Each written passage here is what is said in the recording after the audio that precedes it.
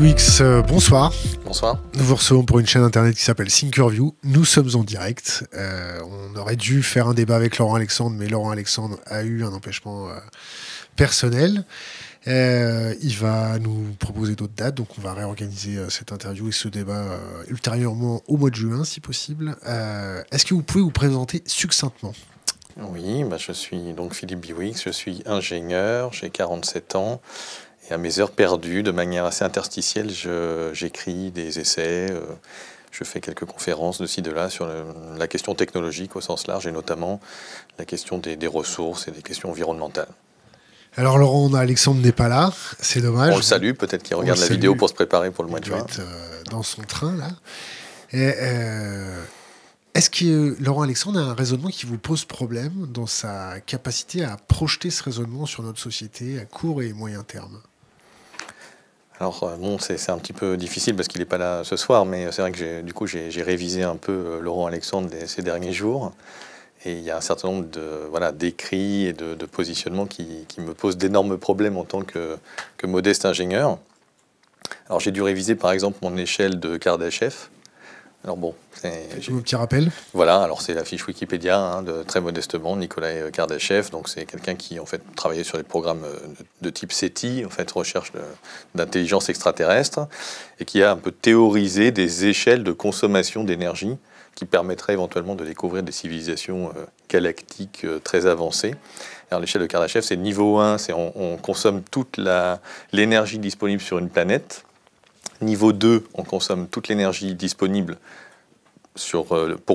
correspondant à l'étoile autour de laquelle la planète orbite. Et puis, niveau 3, c'est on consomme la galaxie, l'énergie d'une galaxie.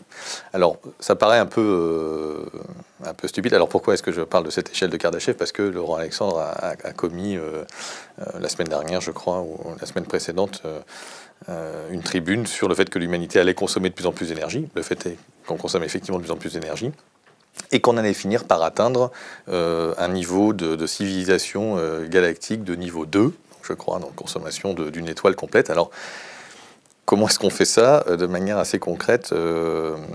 Alors aujourd'hui, on est à peu près à 16 terawatts de puissance au niveau de la consommation de l'humanité.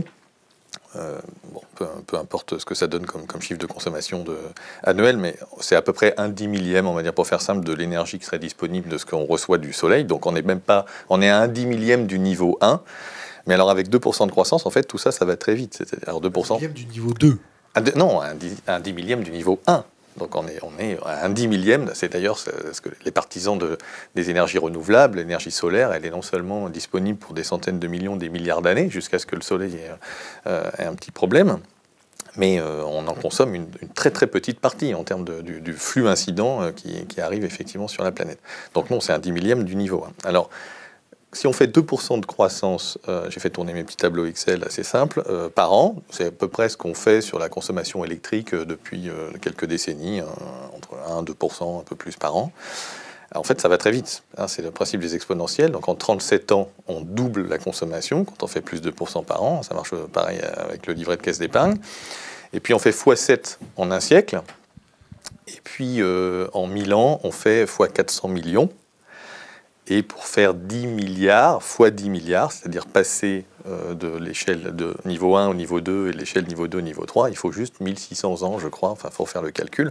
Alors, donc, du coup, ça veut bien dire qu'effectivement, en suivant la logique de Laurent Alexandre ou des cornucopiens, on peut dire, des gens qui pensent qu'on va faire toujours plus, effectivement, à 2% de croissance par an, il faudra réussir. Il nous reste à peu près 300 à 400 ans pour consommer l'intégralité de l'énergie disponible sur la planète. Donc, ce qui nous sépare à peu près de Descartes et de Montaigne, voilà, c'est ce qui nous reste pour cramer l'ensemble de l'énergie disponible à l'échelle planétaire. Il faut passer ensuite à l'énergie du Soleil, et voilà. Alors, bon, ça m'a laissé un peu pantois, parce que effectivement, je ne suis pas astrophysicien, mais enfin, j'ai quand même un peu de mal encore à comprendre comment est-ce qu'on va... D'abord, pourquoi est-ce qu'il faudrait se préoccuper d'un problème dans 4 milliards d'années, c'est-à-dire la galaxie d'Andromède qui, paraît-il, va venir cogner la Voie lactée. C'est vrai que ça ne me fait pas tellement frémir. Mais il y a des papiers scientifiques assez rigolos et étranges qui traînent. Par exemple, il y a un monsieur qui s'appelle Dan Hooper qui a commis un papier fin 2018 sur le fait que dans 100 milliards d'années, on allait avoir 100 milliards. Hein. On allait avoir un problème parce qu'en fait, à cause de l'expansion de l'univers, il n'y aurait plus assez d'étoiles dans la zone correspondant au nuage de Magellan, je ne sais pas quoi, enfin là où on est, là où est le système solaire, et qu'on n'aurait plus assez d'énergie, qu'il faudrait commencer à stocker des étoiles pour pouvoir lutter contre l'expansion de l'univers. Voilà, parce que sinon, en 100 milliards d'années, on va avoir un problème. Et alors, en fait, Laurent Alexandre est encore plus fort, il va plus loin, parce qu'il s'inspire d'un monsieur qui s'appelle Clément Vidal, et qui lui explique qu'en fait, on peut, peut-être que l'univers a émergé à partir d'une civilisation extrêmement avancée qui en fait aurait reconstruit son univers pour éviter la disparition de l'univers précédent. Et donc Laurent Alexandre qui nous prévoyait il y a quelques années la mort de la mort, et juste l'immortalité, un truc assez simple pour le commun des mortels, là maintenant il nous propose de lutter contre la mort de l'univers. Alors c'est un job de quelques milliards d'années, mais on pourrait s'y mettre tout de suite. Bon, il me semble que moi, j'ai envie de traiter des problèmes plus urgents et de contribuer à des choses un petit peu moins peut-être prospectives. C'est quoi les problèmes plus urgents que la science et la technologie ne va pas nous permettre de nous affranchir? Alors c'est une vaste question parce que, alors si les problèmes plus urgents ils sont assez simples, on va dire c'est le problème climatique. Bon, il faut vraiment être obtus de nos jours pour contester le fait qu'on a un problème climatique. Alors après on peut discuter de quels seront les scénarios d'adaptation ou de mitigation ou de lutte contre ce réchauffement climatique. La question de la biodiversité, qui est probablement la plus aiguë, enfin l'équilibre des systèmes, la pollution généralisée. Je lisais l'autre jour un article qui a eu, je pense, pas mal de succès et qui disait même au fin fond des Pyrénées, il pleut du plastique. Donc en gros, il y a une station météorologique, enfin des scientifiques qui ont récupéré des microplastiques. Il en tombe 365 par jour et par mètre carré au fin fond des Pyrénées. Voilà. Alors, on se dit, mais qu'est-ce que c'est que ces trucs? Alors avant, on savait que l'eau qui tombée du ciel n'était plus potable depuis longtemps parce qu'elle vient lécher et ramasser un certain nombre de pollutions gazeuses diverses et variées. Mais maintenant, elle vient aussi ramasser des microparticules de plastique. Alors d'où viennent ces microparticules de plastique? C'est pas les méchants cotons-tiges que la Commission européenne a décidé d'interdire. Bravo pour ce premier acte courageux, si je puis dire.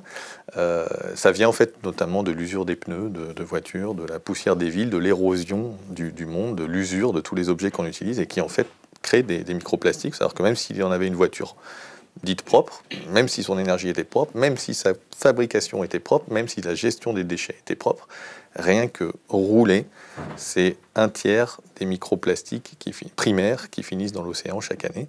Donc la largeur de votre pneu détermine le taux de pollution océanique que vous créez. Alors, pardon, je n'ai pas répondu à la question, du coup. Pardon, oui, donc ça, c'est un peu les problèmes. Alors, il y a un troisième problème qui est, pour moi, le problème des ressources, alors qui n'est pas forcément de très court terme, c'est-à-dire qu'on en a encore beaucoup sous le pied. Il y a des questions de rendement décroissant, il y a des questions d'impact environnemental qui augmentent au fur et à mesure qu'on va chercher les choses dans des endroits un petit peu plus bizarres ou qu'on ira les chercher sous les océans ou autres. Mais il y a un moment ou un autre où on risque d'avoir effectivement des difficultés parce qu'il y a cette interaction systématique que j'avais expliquée dans un premier passage chez vous entre l'énergie et les ressources, c'est-à-dire que l'énergie réclame des ressources pour être captée, pour être convertie, pour être utilisée, et réciproquement, les ressources, elles, réclament de l'énergie pour être extraites, raffinées et utilisées également, et que c'est ce jeu entre les deux qui peut poser problème. Alors aujourd'hui, j'ai l'impression qu'on est... on a une espèce de renouveau d'un certain nombre de débats historiques. Il y a un renouveau, notamment entre ce que moi j'ai appelé dans les cornucopiens, enfin, parce que j'ai appelé, mais j'ai essayé de revenir sur ce débat-là, entre les cornucopiens, c'est-à-dire ceux qui promettent l'abondance par la technologie, et puis les prophètes de l'Apocalypse, les doomsdayers, disaient les cornucopiens qui se défendaient il y a quelques dizaines d'années sur le sujet.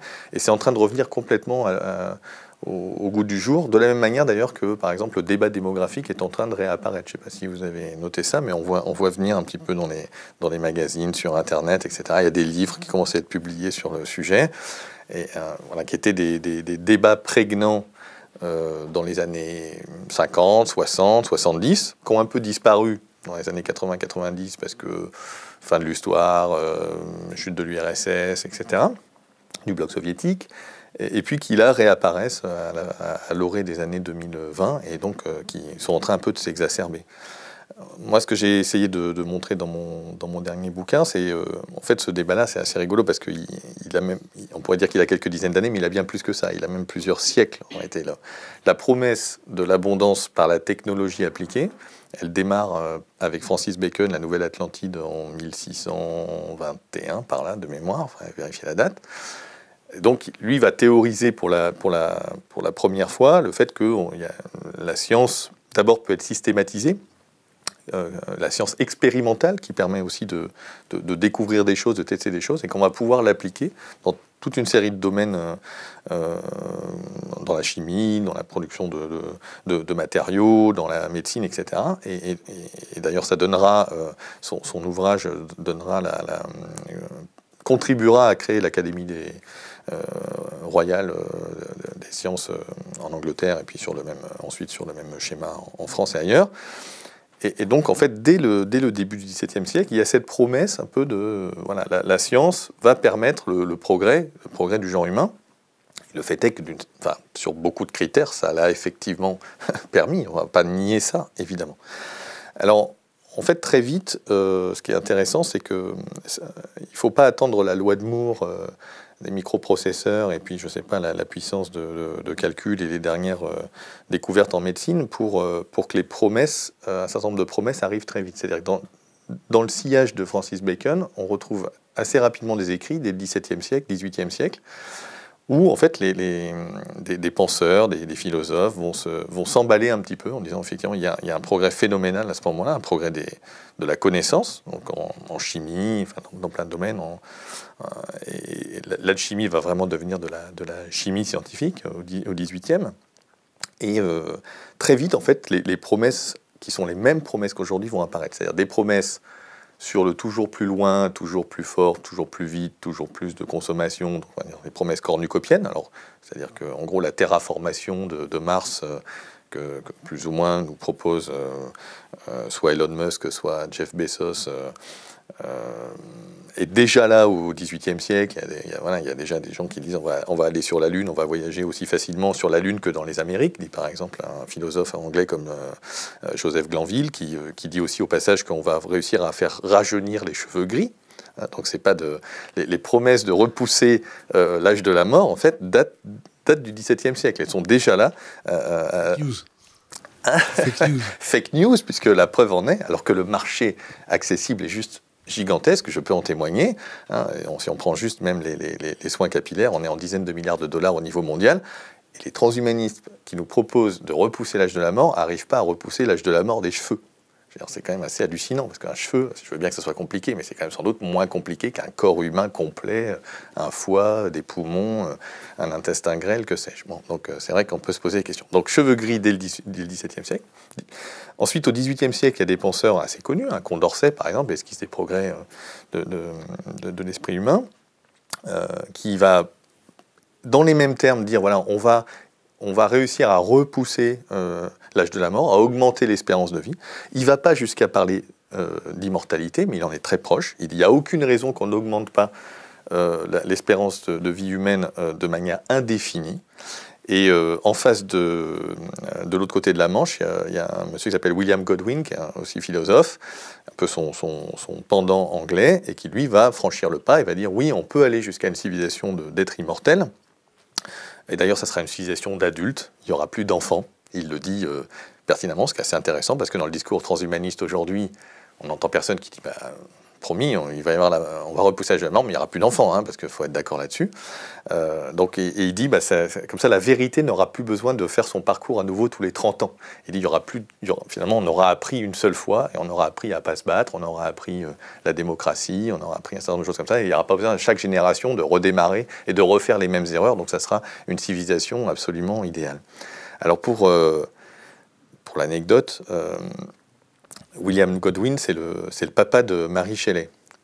Mary Shelley, l'autrice de Frankenstein. Donc, je ne sais pas comment étaient les repas chez les Godwin, mais voilà, elle va peut-être doucher un peu les ardeurs transhumanistes et la question d'être capable de repousser comme ça l'âge de la mort avec son papa qui était très enthousiaste. Et pour la deuxième petite anecdote, c'est que les écrits de Godwin et Condorcet vont faire bondir un jeune monsieur qui s'appelle Malthus, évidemment, et c'est en fait les écrits expliquant qu'on allait être de plus en plus nombreux et vivre de plus en plus longtemps, et que tout ça n'allait poser aucun problème, qui va le pousser à écrire un petit peu rapidement d'abord une première version de son essai sur la population, qu'ensuite, succès aidant, il va un petit peu raffiner en voyageant en Europe et en allant voir un petit peu tous les problèmes que crée la surpopulation ou pas. Voilà, donc on est déjà dans des promesses de ce type-là. Et puis alors le 19e siècle va apporter quelque chose d'un petit peu nouveau, mais là aussi, alors les progrès évidemment technologiques sont fulgurants, la révolution industrielle est là, les progrès scientifiques, on va avoir l'émergence de la chimie, d'abord la chimie industrielle qui va permettre d'amender les sols, on commence à comprendre qu'il faut rajouter du nitrate, de la potasse et du phosphate avec les bigues, donc on va promettre. Grâce à la chimie, on va résoudre la faim dans le monde. Donc, de la même manière qu'aujourd'hui, on pourrait dire les promoteurs des OGM nous disent aussi qu'on va résoudre la faim dans le monde. On a des gens qui vont parler d'aller conquérir d'autres systèmes solaires, évidemment, puisqu'on commence à savoir qu'on n'est plus tout à fait dans le système galiléen ni copernicien. Donc, on sait qu'il y a d'autres systèmes solaires, donc on va pouvoir aller les conquérir. Et vont apparaître quand même les premières dystopies, c'est-à-dire par rapport à ces utopies, qui sont plutôt des utopies technologiques, alors ça va apparaître d'ailleurs dans des articles, dans des essais, mais ça va apparaître aussi évidemment dans la littérature. C'est-à-dire qu'on va avoir à la fois des gens comme Jules Verne, plutôt on va dire cornucopien, un peu sympathique, et voilà, on va aller voyager dans la Lune, etc. Et puis on va avoir Wells, qui lui évidemment va à la fois explorer le côté sombre et le côté positif de l'évolution technologique. Bon. Voilà. Et tout ça pour dire, on arrive ensuite on va arriver dans les années 30, 40, 50, et là le débat va vraiment prendre forme entre des lanceurs d'alerte, on pourrait dire ça comme ça s'appelle pas comme ça encore à l'époque, mais c'est-à-dire plutôt un mouvement de conservationnistes américains. Donc dans les années 30, fin des années 30, 40, on a aux États-Unis le Dust Bowl, donc plusieurs États, l'Oklahoma, etc., les Grandes Plaines vont s'éroder très rapidement. Enfin, là, c'est la première culture du maïs, etc., qui va un peu épuiser les sols. Donc, il y a un vrai mouvement conservationniste qui se met en place, notamment autour, effectivement, de la conservation des sols, donc des scientifiques, etc. Et on a notamment deux personnes. Un s'appelle William Vogt. Il est ornithologue à l'origine. Il écrit un bouquin qui s'appelle, qui a été traduit en français par La faim dans le monde, La fin du monde, pardon. Alors la faim, F-A-I-M, évidemment, jeu de mots un petit peu bête. Et puis une deuxième personne qui s'appelle Fairfield Osborn. Lui, il est président de la New York Zoological Society. C'est le fils d'un célèbre paléontologue américain, par ailleurs, qui a découvert plusieurs dinosaures à la fin du 19e siècle. Et lui va écrire Our Plundered Planet, la planète au pillage.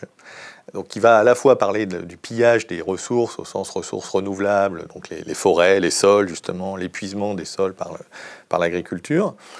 Et puis aussi un peu la question des ressources minérales, même si c'est abordé de manière assez succincte dans l'ouvrage. Ces deux bouquins, ils datent tous les deux de 1948, juste à la sortie de la Seconde Guerre mondiale, et ils vont poser le premier débat, en fait, sur la technologie et sur le progrès. C'est-à-dire que ces gens-là vont dire très rapidement, on est déjà trop nombreux, voilà, c'est ce qu'ils disent, on va devenir surtout de plus en plus nombreux, on consomme de plus en plus, et l'ensemble de ces deux courbes va faire exploser les compteurs, et on va aller vers, on pourrait dire, ils ne l'appellent pas tout à fait comme ça, mais vers un effondrement. Voilà.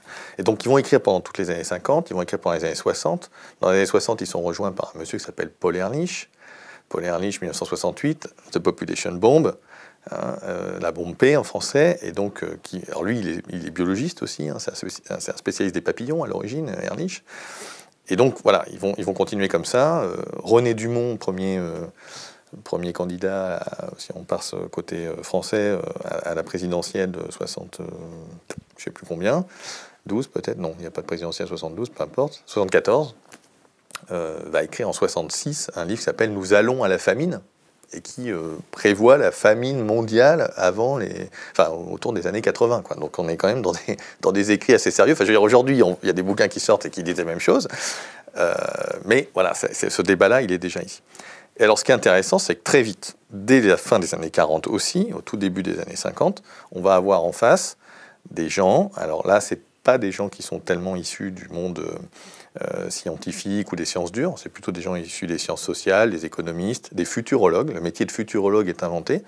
C'est notamment l'armée de l'air des États-Unis qui va en fait subventionner un certain nombre de think tanks, d'officines d'études sur le futur. Alors c'est notamment lié aux questions un peu d'évolution géopolitique, de questions autour du nucléaire, de la guerre nucléaire, etc. Donc voilà, ces gens vont s'auto-proclamer futurologues et très vite ils vont dire n'importe quoi. C'est ce que racontent ces prophètes de malheur. Ils sont tous plantés.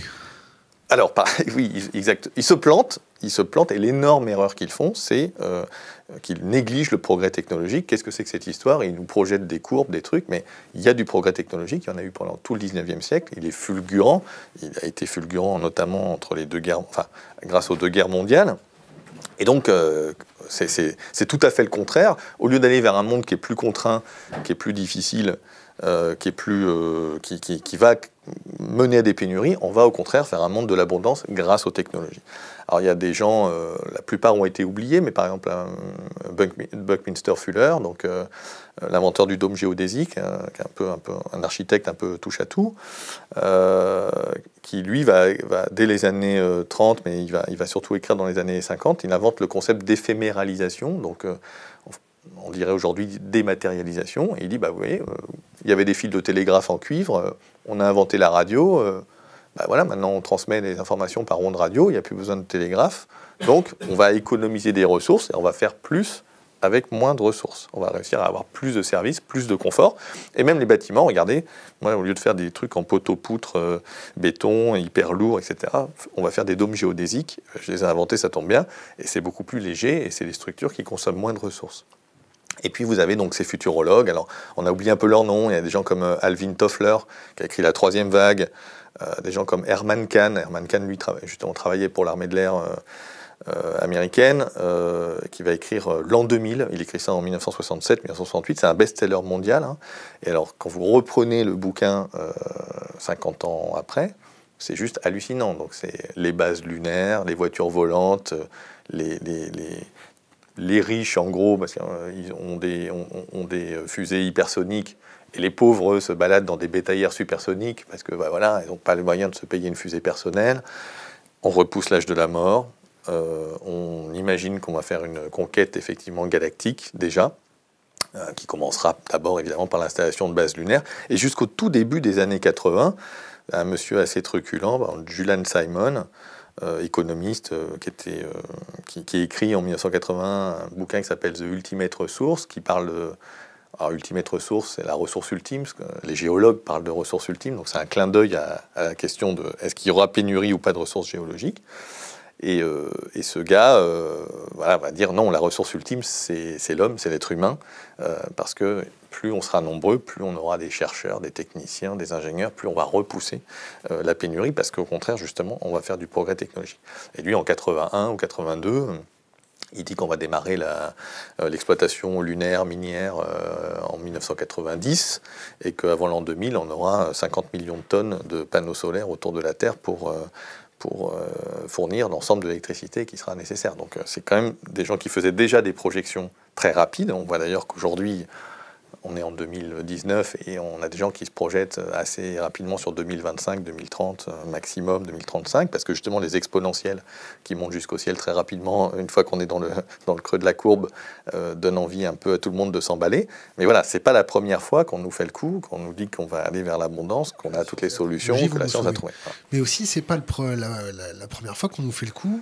C'est la fin du monde. Exactement. C'est ça qui est un petit peu difficile, c'est que effectivement, de l'autre côté, on a eu des gens qui ont hurlé au loup sur le fait que ça allait s'effondrer, et le fait est qu'il y a eu effectivement développement technologique qui a permis de repousser un certain nombre de pénuries. Et alors, le problème, c'est qu'il y a quand même un paramètre qui a bougé entre les deux, c'est la destruction voilà, d'un certain nombre de biotopes, l'écroulement de la biodiversité, alors que ce soit en qualité ou en quantité, parce qu'il y a plein d'espèces qui n'ont pas disparu physiquement, mais dont on sait que voilà, 90%, 95% des effectifs ont disparu. Et puis on pourrait dire cette pollution généralisée qui, quand on prend la question du plastique, par exemple, mais évidemment des pesticides, d'un certain nombre de produits non biodégradables. Bon, ben voilà, c'est ce que je disais un petit peu en plaisantant, les ingénieurs ne font pas d'omelettes sans casser des œufs. Voilà, on a fait des omelettes, on a trouvé, vous inquiétez pas, on a toujours de quoi se chauffer, on n'a même jamais autant consommé d'énergie, on a plein d'appareils à notre disposition, le confort, entre guillemets, a fortement augmenté. D'une certaine manière l'espérance de vie, même si sur l'espérance de vie, les chiffres sont pervers, on peut y revenir quelques secondes, mais voilà. Mais par contre, il a fallu pour ça aller chercher et aller creuser, mettre des barrages, enfin faire un certain nombre de choses pour permettre ça. Donc effectivement, on pourrait dire un partout la balle au centre. Non. D'une certaine manière, oui, sauf qu'on est rattrapé aujourd'hui par la question. Sans doute plus par la question des limites planétaires que par la question des ressources. D'ailleurs, il y a ce discours un petit peu compliqué autour du pic de pétrole. On y vient. Voilà, qu'est-ce que vous connaissez au pic du pétrole? J'en connais ce qu'en disent les spécialistes. Hein. Je suis pas géologue pétrolier, donc il y a effectivement ce pic de pétrole conventionnel dont tout le monde reconnaît que même l'Agence internationale de l'énergie, qu'il a été passé en 2008, je crois, ou peut-être même 2006. Voilà, ça c'est le check pour la communauté, il faut leur laisser 2-3 trucs quand même. Bon, et malheureusement, aujourd'hui, on doit être à peu près à 100 millions de barils jour de production. Et en fait, ça ne diminue pas, bien au contraire, et la différence a été amenée par les pétroles de roche-mère, les pétroles non conventionnels. Bon, par ailleurs, il y a aussi les gaz dits de schiste, donc non conventionnels également, qui font partie du mix énergétique et qui ont permis eux aussi d'accéder à une énergie relativement à un bon marché.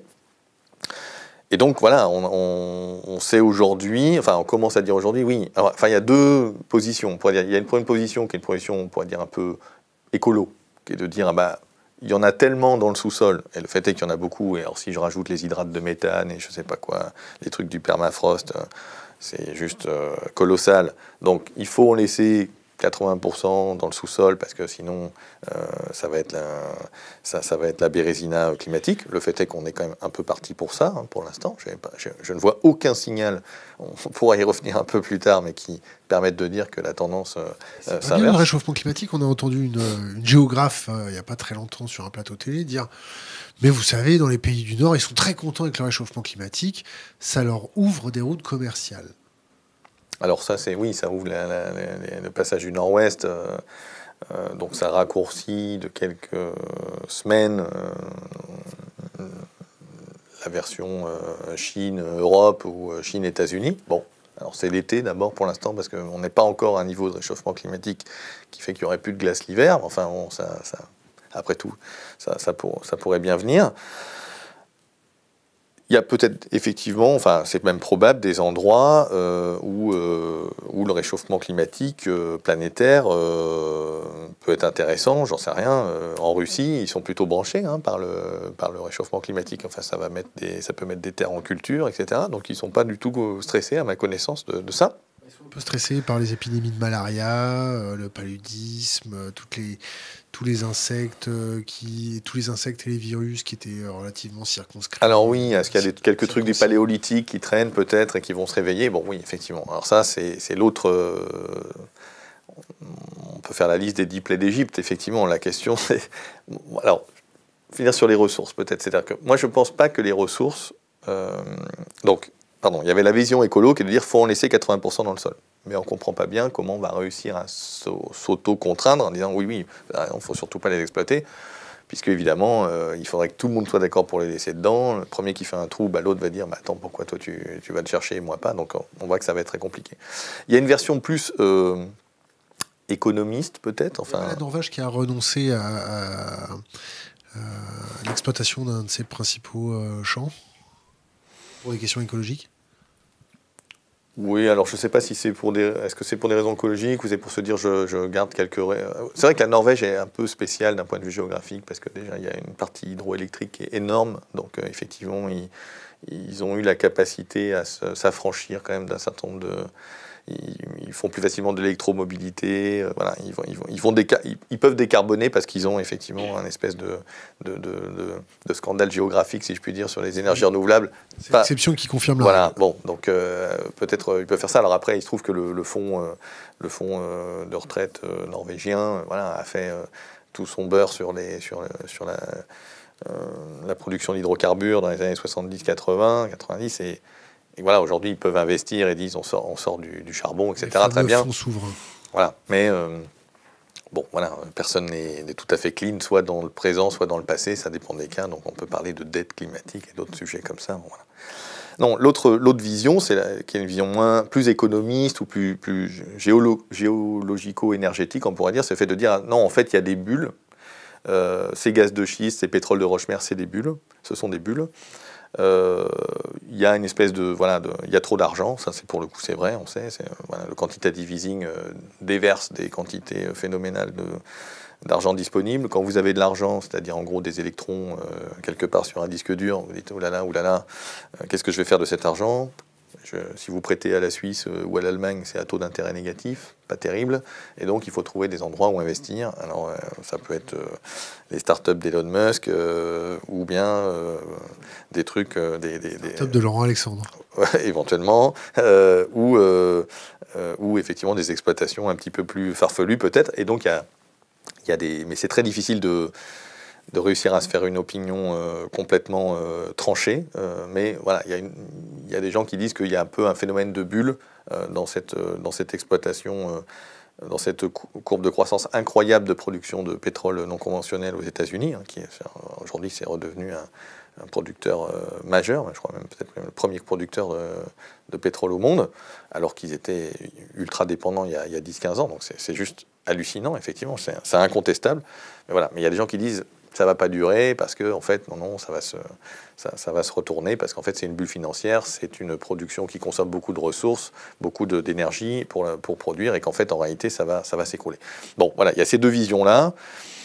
Et puis on pourrait dire il y a une troisième vision qui serait de dire bah non plus ou moins business as usual pour l'instant, il y en a tellement, on a tellement sous le pied. Quand bien même on aurait quelques difficultés de pétrole ici ou là, bah après tout, pourquoi pas faire du coal to liquid, liquéfier le charbon, liquéfier le gaz, on a plus de gaz que de pétrole, et que finalement, voilà, s'il n'y a pas de limite un peu réglementaire, si je puis dire, ou économique sur la partie rejet, enfin émission de CO2, bah, en fait, voilà, on arrivera toujours à...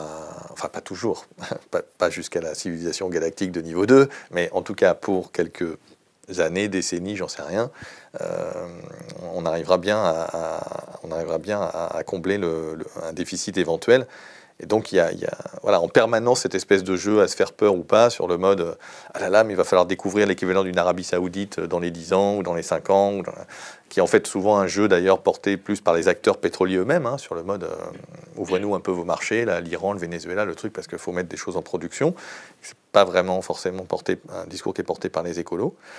Et du coup, moi j'ai du mal un peu, même si je sais que j'ai un peu démarré sur ça, on pourrait dire, j'ai du mal à me dire que ce problème énergético-géologique qui existera, c'est-à-dire que cette civilisation n'est pas durable, c'est pas possible, on peut pas le dire, alors à moins de se dire qu'on va sur les autres planètes, les astéroïdes et tout, on pourrait y revenir si on veut voir un peu le niveau de crédibilité de ça, bon.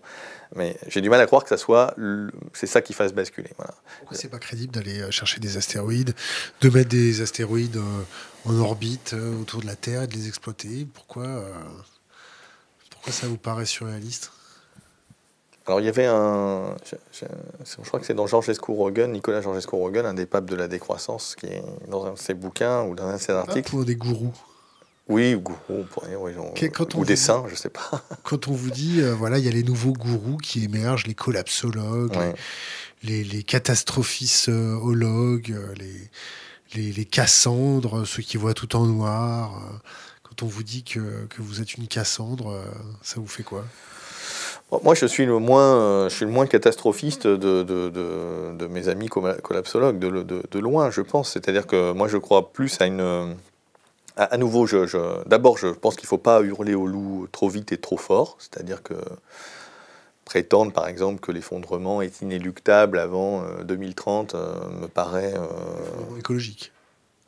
Alors, tout dépend ce qu'on appelle... Voilà, l'effondrement écologique, il est derrière nous. Enfin, moi, le passé m'inquiète plus que l'avenir. Hein. Le bonheur était pour demain, c'est ça? Alors, oui. Alors, j'ai d'ailleurs la dédicace, c'est à tous ceux que le passé inquiète, qui est un petit pied de nez, en fait, à la dédicace de Fairfield Osborne, qui avait écrit son bouquin. Il l'avait dédié à tous ceux que l'avenir inquiète. Voilà. Moi, le passé m'inquiète autant que l'avenir, parce que je vois ce qu'on a été capable de faire, et donc, quelque part, je me projette dans l'avenir par rapport à toutes les limites morales, physiques, etc., qu'on a pu enfoncer au cours de ces monstrueux 19e et 20e siècle. Donc, voilà, je pense qu'il peut se passer pas mal de choses. Non, moi, je crois pas que... Enfin, je mets pas les ressources. Les ressources, c'est un vrai problème, je dirais, moral et philosophique, parce que si la société n'est pas durable, la manière dont on la fait fonctionner aujourd'hui, moi, j'ai rien contre le dentiste du 21e siècle. J'adore les radios numériques. Voilà. Après, on peut discuter des limites éthiques dans la médecine, mais il y a quand même des trucs qui sont vraiment sympas. Le dentiste des années 80, c'était quand même moins bien, il n'y a pas de problème. On peut tous le reconnaître, je crois. Bon, voilà. La question, c'est est-ce qu'il y a encore le dentiste en l'an 2100, ou en l'an 2200, ou en l'an 2500, ou est-ce que c'est les visiteurs, quoi. Est-ce qu'il nous reste des dents? Voilà. Est-ce que c'est le retour au Moyen-Âge pour de vrai, ou est-ce qu'on a réussi à maintenir, quelque part, à séparer le grain de l'ivraie? Et moi, c'est ça qui m'intéresse. Évidemment, c'est toujours extrêmement difficile dans la question technologique de séparer les bons usages des mésusages. Et il y a forcément des paramètres qui sont des paramètres moraux, des paramètres éthiques, philosophiques, qui fait que on ne peut pas exactement tracer une frontière, c'est jamais très simple. Mais moi, je pense que je reviens sur mes 10 plaies d'Égypte, c'est-à-dire qu'il y a plein d'autres facteurs qui me paraissent, disons, aussi embêtants que...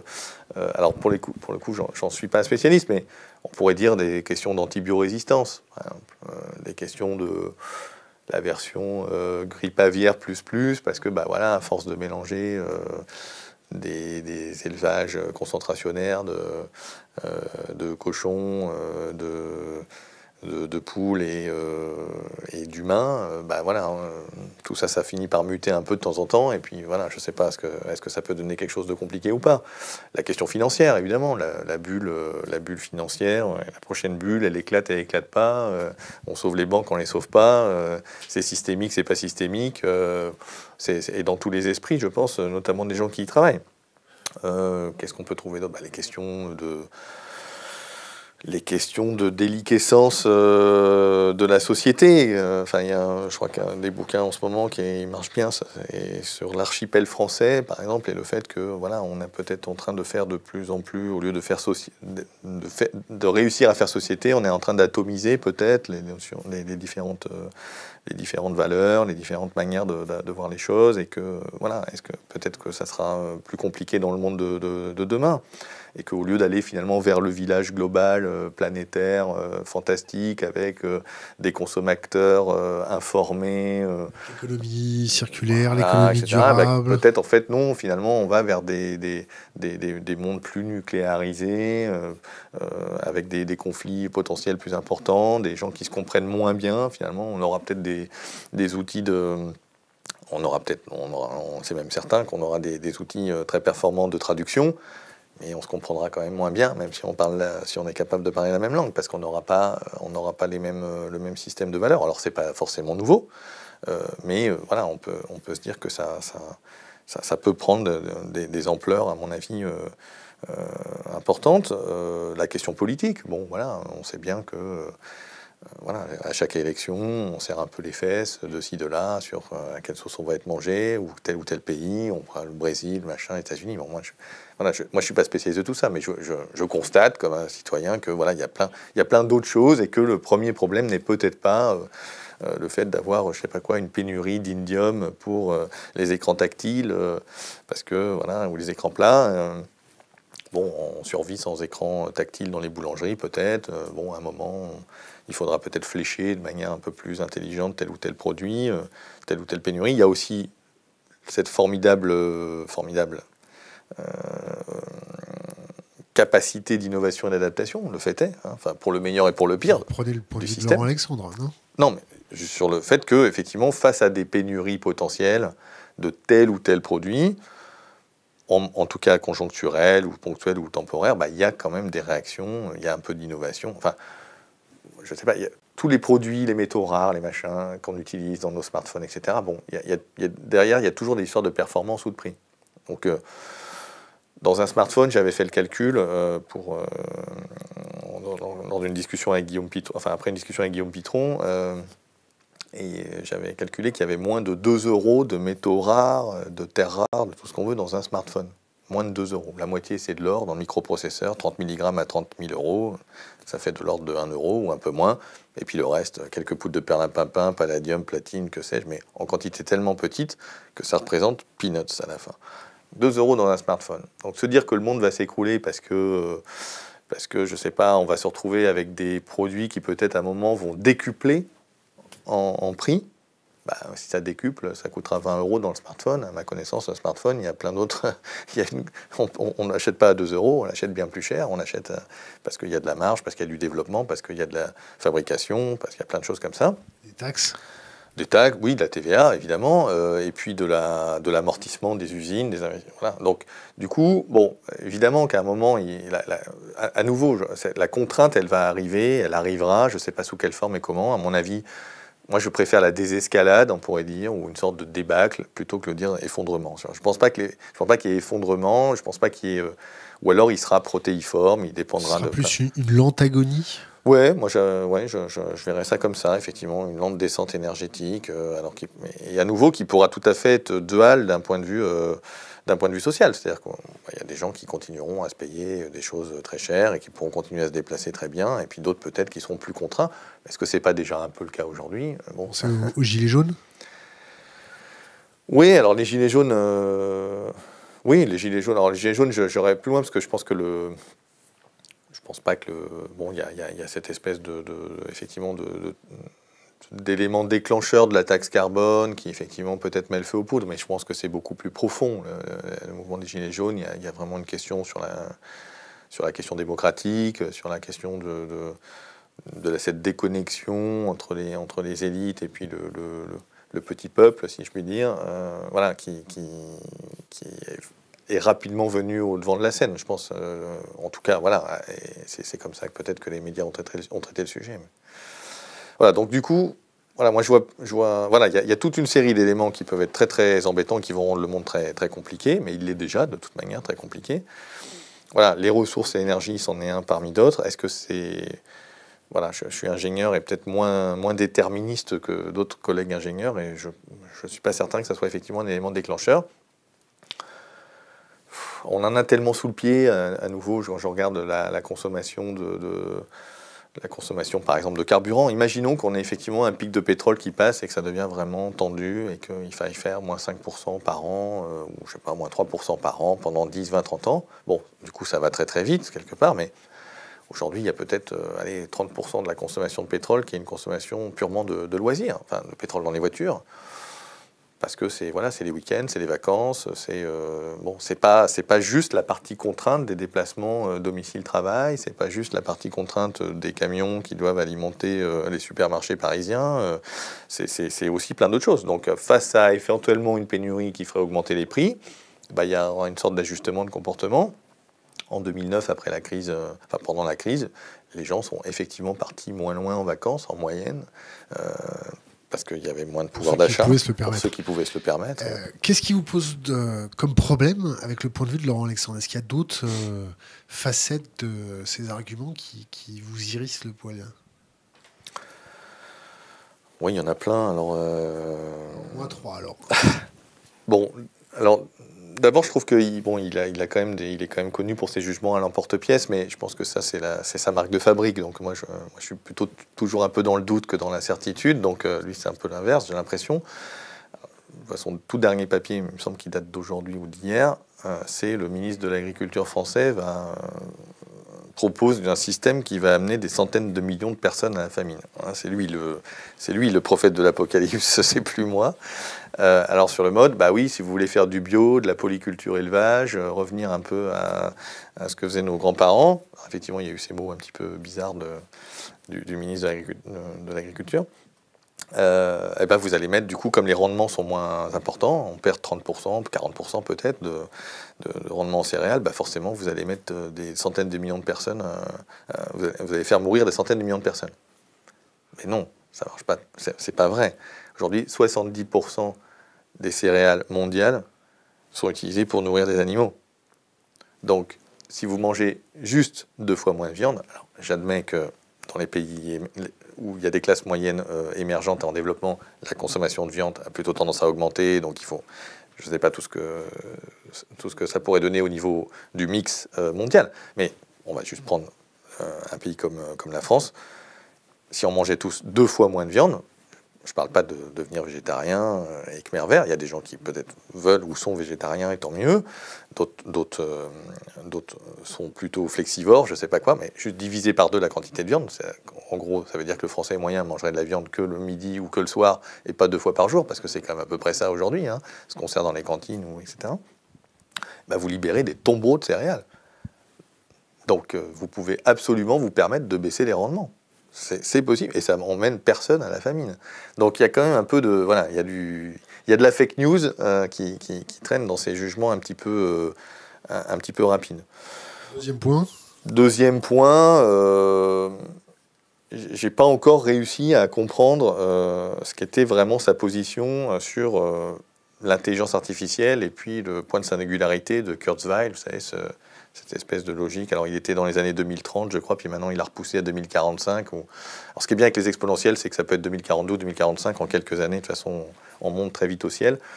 Donc, cette émergence d'une super-intelligence, ce qu'on appelle l'IA forte, qui ferait que, bah, voilà, de toute manière, on aurait des machines qui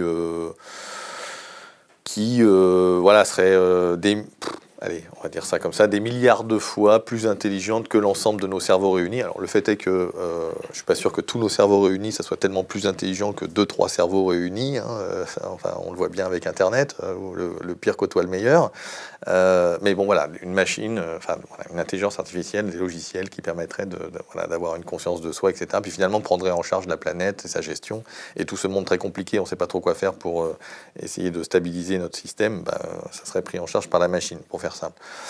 Moi, j'ai pas bien compris s'il y croyait, s'il y croyait pas. J'ai l'impression qu'il est à la fois, il joue sur ce terme un peu d'intelligence artificielle, mais en même temps, il reconnaît que l'intelligence artificielle forte, comme le disent d'ailleurs toute une série d'experts, Ganassia et autres, finalement, c'est quelque chose, on n'a pas le début du commencement du moindre truc pour imaginer ça. Et que ce qu'on sait faire, effectivement, c'est des couches de réseaux neuronaux programmés qui, effectivement, jouent furieusement bien au Go, et peuvent progresser très fortement sur, je sais pas, recommander des offres commerciales vraiment super sympas en fonction de votre niveau de navigation et puis faire de la traduction automatique. Donc oui, ok, mais voilà, passer au stade supérieur sur le mode attention, ça va être Terminator, il faut faire attention à ce que ça soit pas Terminator. Voilà, j'ai pas encore réussi à comprendre s'il y croyait ou s'il y croyait pas. Et puis, voilà, il y a ce côté un peu, disons, cornucopien au sens... Qui profite de la corne d'abondance. Voilà, qui refuse de voir les conséquences environnementales. Parce que, alors je me souviens avoir participé à des débats, parfois avec des gens bien plus truculents que Laurent Alexandre. Je pense par exemple à un monsieur qui s'appelle Jean de Kervadoué. Je lui fais un peu de pub, mais bon, je suis pas obligé d'acheter des bouquins, Et donc, c'est un peu sur le mode, ça y est, les écolos, ils nous emmerdent, ça commence à bien faire, en fait, tout va bien. Alors, c'était du genre, oui, mais alors, en France, la forêt progresse. Donc, qu'est-ce qu'on nous embête avec la déforestation? Donc, c'est des arguments un peu fallacieux, parce que, bah oui, ok, la forêt, alors déjà, tout dépend de ce qu'on appelle une forêt, parce que quand on se promène dans les Landes, bon, pas sûr que ce soit vraiment de la super forêt avec un maximum de biodiversité, mais enfin, bon, allez, admettons. Soyons gentils, mais à côté de ça, voilà, on a quand même des problèmes avec d'autres zones où il y a effectivement déforestation. Donc il y a cette espèce de négation de la situation qui, Ça me paraît quand même indéniable, quoi. Il pleut du plastique, quoi. Donc, voilà, je ne sais pas ce que Laurent Alexandre a à répondre à ça, quoi. Est-ce qu'il nie le fait qu'il pleut du plastique? Est-ce qu'il dit il pleut du plastique, mais c'est pas grave, l'eau sera quand même potable parce que les microparticules de plastique... Qui va nous trouver une solution pour collecter tout ça. Il y a des milliardaires qui vont prendre leur argent pour faire des bateaux qui collectent 5 tonnes de plastique dans l'Atlantique. Oui, alors ça, c'est la partie...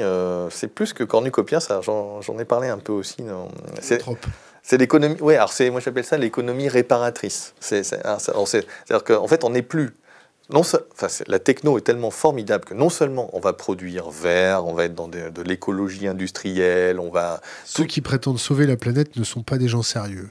C'est ça. De toute façon, qu'est-ce que ça veut dire sauver la planète? C'est encore une autre question. Ce qu'il faut, c'est sauver des conditions des conditions de vie supportables et sympathiques pour un maximum de personnes.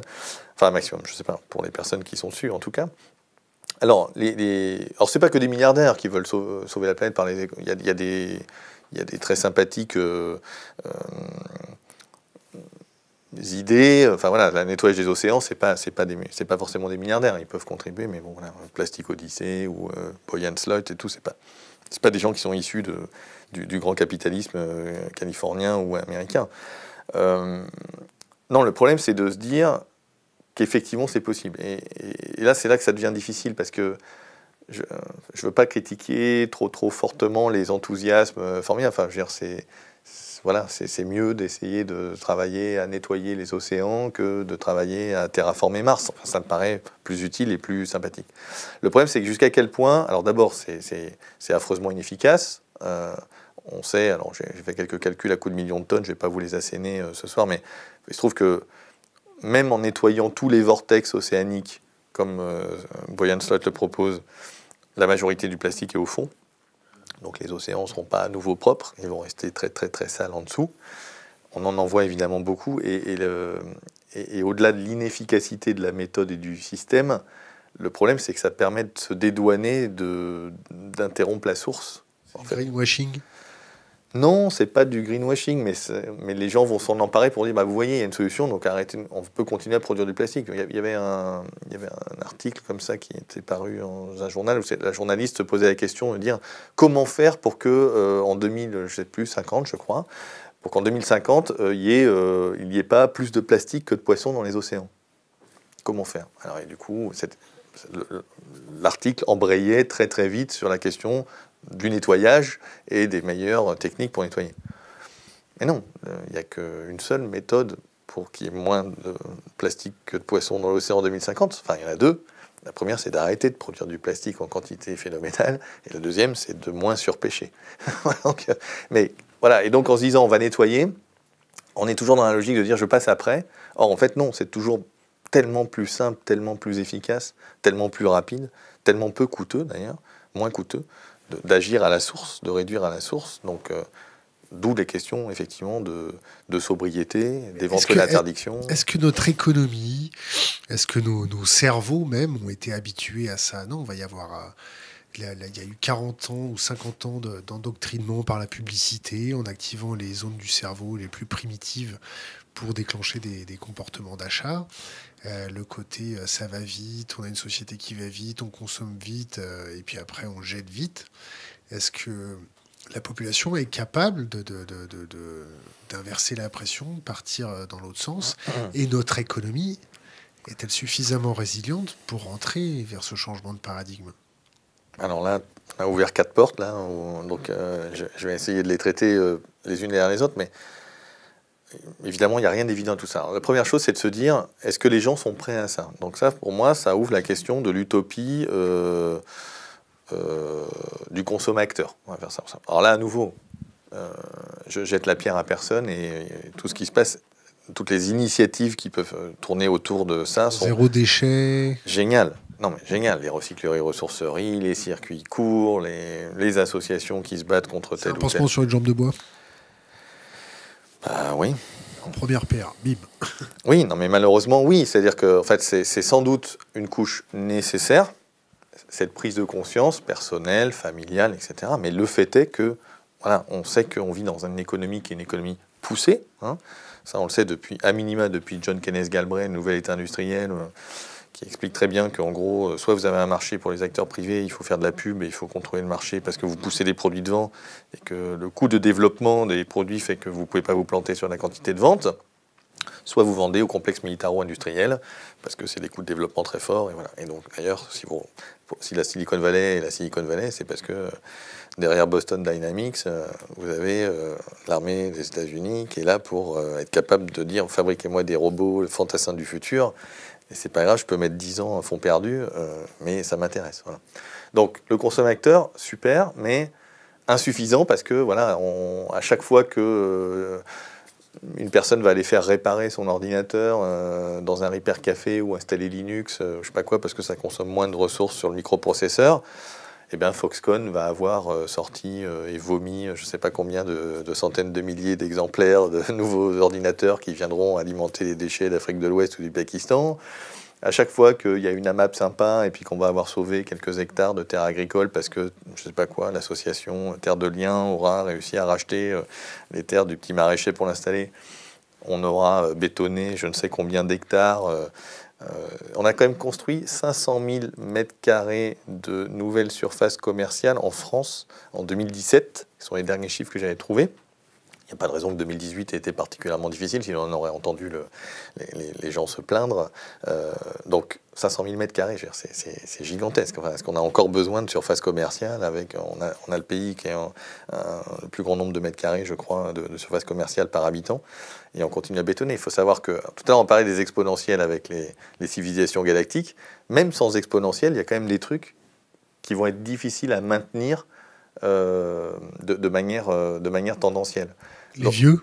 Alors, non, je pensais d'abord à l'artificialisation des sols. D'accord ? Donc aujourd'hui, c'est 1% du territoire, de l'ordre donc un département français qui est artificialisé tous les 7 à 10 ans. D'accord ? Plutôt 7 ans maintenant. C'est plutôt 10 il y a quelques décennies. Maintenant, on est plutôt tous les 7 ans.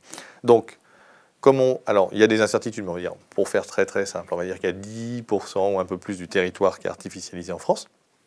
90%, il suffit de faire 90 fois 7. 7 fois 9, 63, donc dans 600 ans, si on continue à bétonner au même rythme qu'on bétonne aujourd'hui, la France, pour ne prendre que cet exemple, ça fera la planète Trantor, hein, le centre de l'Empire galactique dans la trilogie d'Asimov, Fondation, quoi. C'est entièrement artificialisé, couvert de béton et d'acier. Voilà. Est-ce que on peut imaginer que la France va être un jour comme ça ? Réponse, non, évidemment, c'est pas possible. Donc ça veut dire qu'à un moment, la tendance va s'arrêter, va devoir s'arrêter, la courbe va devoir s'inverser. Pourquoi ? Comment ? À cause de quelle loi ou de quelle... Voilà. Donc il y a des choses comme ça qui sont pas possibles. Donc, alors sur les vieux, oui, là on ouvre la question démographique, c'est une autre porte, on la laisse de côté pour l'instant, on l'ouvre après peut-être, mais toujours sur le consommateur. Donc moi je pense que voilà, on a cette couche indispensable, sans doute, de prise de conscience et autres, mais majoritairement, ça peut pas venir de ça. C'est pas que c'est bullshit, mais ça peut pas... Je me fais l'avocat du diable. Voilà, ça peut pas être suffisant, c'est impossible. Il y a des marchés de niche. Boycott, ça fonctionne pourtant. Oui, on va boycotter et on va... C'est un peu la stratégie de Greenpeace d'ailleurs, c'est de dire je vais aller chercher celui qui est au top, celui qui est coté, celui que ça va emmerder, que je le boycotte, etc. Je vais agir sur lui pour ensuite essayer de transformer l'ensemble de la société. Mais ça va être... Voilà, ça va... S'il fallait déployer l'énergie d'un boycott ou d'une opération qui va se passer, un peu médiatisée, je sais pas quoi, à l'ensemble des problèmes qu'il faut régler aujourd'hui, voilà, c'est pas possible. La share of voice des associations environnementales n'y suffira pas. Il faudrait passer à plein temps à faire je sais pas quoi, des articles et des trucs. Alors il y a l'huile de palme d'un côté, les ressources, l'exploitation des gens. Non, c'est vraiment, à mon avis, c'est compliqué. Alors après, il y a qu'est-ce qu'il y a d'autre après ça ? Il y a la question, alors on parlait tout à l'heure du cerveau, un peu... On revient sur les vieux juste avant. Sur les vieux ? La question démographique. Alors la question démographique, moi je constate d'abord... Sujet touchy ? Ouais, faut l'aborder avec délicatesse, oui, c'est évident. Je constate juste, très factuellement, qu'il y a une réémergence de ce débat. Du côté malthusien ? Du côté malthusien, oui. Alors malthusien au sens néo-malthusien, mais on va le mettre sans péjoratif, hein, on va dire, parce que les William Vogt, Fairfield Osborn, Ehrlich et compagnie se déclarent se déclarait néo-malthusien, mais sans aucune, voilà, en disant on a remis au goût du jour la pensée de Malthus, parce que, mais il ne le prenait pas de manière négative. Ensuite, le mot malthusien a été un petit peu amalgamé, voilà, par un certain nombre de personnes, voilà, d'idéologues, en disant, bah voilà, dès que vous voulez restreindre quelque chose, la consommation de ressources, je sais pas quoi, vous êtes malthusien. Non, non, on peut aller vers le toujours plus à chaque fois. Donc voilà, si on prend juste la question purement démographique, voilà, il y a des gens qui se déclarent néo-malthusiens et qui n'ont pas du tout peur d'utiliser le terme. On va voir ce que va donner ce débat, mais moi je constate que finalement, c'est 40 ans plus tard, dans les années 70, c'était un débat qui était assez vif, même au niveau des sommets internationaux, l'ONU sur l'environnement, etc.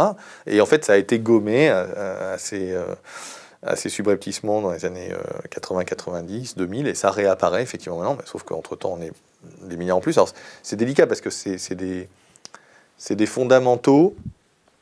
Enfin, bon, d'abord, il y a évidemment toute la charge culturelle, religieuse, enfin bon, sur laquelle il faut aller assez encore plus prudemment. Donc, on n'ira pas ce soir, enfin pas avec moi, mais.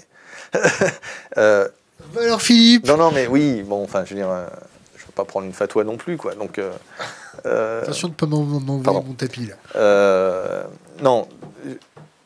Disons qu'il y a des tendances lourdes qui sont ce qu'elles sont. C'est-à-dire que si les profils de population actuels qu'on peut avoir dans un certain nombre de pays font que de toute manière le coup est parti. Donc il y a des choses, même si on veut avoir des actions extrêmement volontaristes sur l'éducation des filles, sur le développement, sur un système de retraite qu'on pourrait installer ici ou là, etc., pour essayer de faire que la transition démographique se fasse partout. Il faut un coup de main des religieux. Bah oui, ça ferait pas de mal. Après, je sais pas comment est-ce qu'on peut effectivement faire évoluer des dogmes millénaires en disant ah oui, finalement là-dessus on s'est peut-être pas, ou alors en tout cas les circonstances font qu'on va évoluer. Bon, je sais pas si c'est possible, mais en fait, ce que je trouve assez intéressant sur ce débat sur la démographie, c'est qu'en fait c'est toujours un débat sur la question des naissances. Donc, on n'a pas de débat sur. Pourquoi on n'a pas de débat sur la question de l'allongement de la ou sinon liquider les vieux. Voilà, exactement. Alors, moi, je ne propose pas de liquider les vieux, mais voilà, aujourd'hui, en tout cas, il y a des choses qui émergent. Je voyais l'autre jour, il y avait un sondage en Belgique, par exemple, sur la question de est-ce qu'on interrompt ou pas un certain nombre de soins palliatifs. Voilà, de soins palliatifs à partir d'un certain âge, etc. Et en fait, les chiffres étaient déjà assez surprenants. Donc, ça prouve que les choses bougent. Les Belges voulaient, on arrête.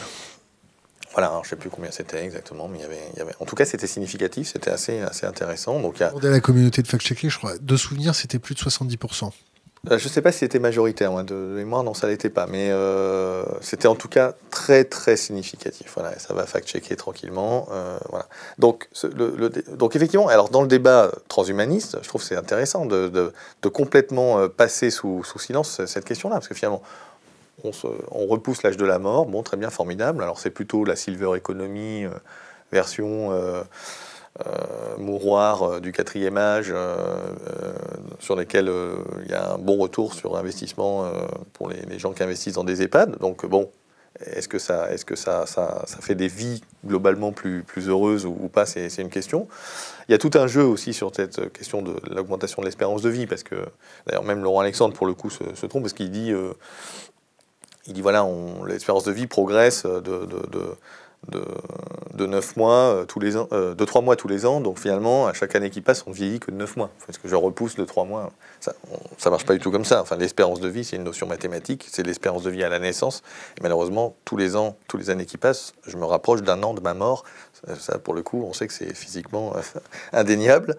Donc voilà, c'est les enfants qui... Hein ? C'est les télomères. Les télomères. C'est quoi ça ? Ça vous parle pas ? Non. On vous fera un cours plus tard. Ah ouais, carrément. Ouais, non, je suis perdu là. Voilà, donc moi je pense qu'effectivement il doit y avoir une question autour de ça. Est-ce qu'on veut continuer à repousser l'âge de la mort ? Est-ce que finalement on repousse juste l'âge de la mort, ou est-ce qu'on repousse l'âge où on vit en bonne santé ? C'est quand même parce que voilà, la prévalence d'Alzheimer et autres dans les maisons du 4e âge donne pas forcément très envie. Voilà, et que c'est pas juste une question de natalité. Ou vieillir avec une petite retraite. Ou de vieillir avec une petite retraite dans un climat économique où l'inflation règne. Oui, alors là pour le coup, Laurent Alexandre est assez affreux parce qu'il dit on a le choix finalement entre un EHPAD où on change 2 couches par jour et un EHPAD où on change 6 couches par jour. Donc c'est assez affreux, mais oui, évidemment, là, il y a plusieurs manières de vieillir en fonction de son pouvoir d'achat. C'est bien évident. Et d'ailleurs, c'est pas pour rien que c'est plutôt les milliardaires californiens qui s'intéressent au fait de repousser l'âge de la mort. C'est pas forcément des ouvriers qui ont passé leur vie à se casser les reins et le dos et qui arrivent à 62 ans complètement cassés et qui ont plusieurs années d'espérance de vie en moins que les cadres. Donc voilà, on sait bien qu'il y a une injustice. L'injustice se prolonge jusqu'au dernier instant de vie. Ouais. Sinon, vous êtes en accord avec Laurent Alexandre sur tous les autres points? Non, mais là, on va attendre. On va pas défricher l'ensemble du débat. C'est ça. On va passer aux questions Internet. Question très intéressante. Comment fait-on la différence entre une avancée technologique et un progrès technologique? C'est difficile à faire au point que, si j'en crois Étienne Klein, que vous aviez reçu il y a quelques mois de ça, justement, on n'ose plus parler de progrès. On parle d'innovation. Et donc, on est dans l'innovation technologique. Alors après, on va tomber très vite dans le discours un peu standard et lénifiant sur le mode la technologie est neutre et ça dépend ce qu'on en fait, mon bon monsieur. Alors le couteau, vous pouvez l'utiliser pour couper du saucisson ou vous pouvez l'utiliser pour poignarder votre voisin.